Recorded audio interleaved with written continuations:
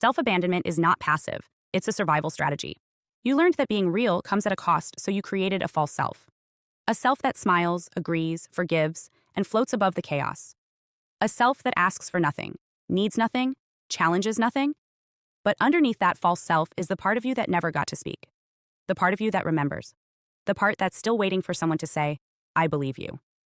The enabler keeps you from finding that part.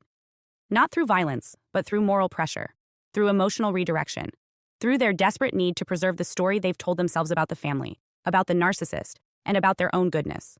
They are not protecting you. They are protecting the lie. And that's why you feel so alone. Because the person who claims to love you is also the person asking you to disappear. But here's what you must understand. The enabler's silence is not love. Their pressure is not peace.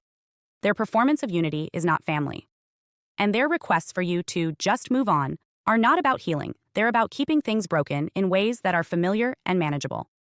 You don't owe them your silence. You don't owe them your complicity. You don't owe them the disappearance of your truth. Your voice is not too much. Your memory is not broken. Your grief is not inconvenient.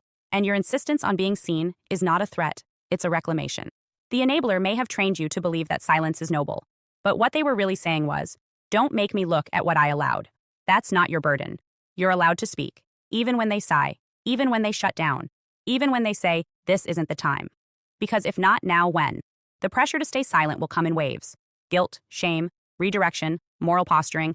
But each time you name what happened, each time you refuse to shrink, each time you reject their script, you disrupt a system that has thrived on your erasure.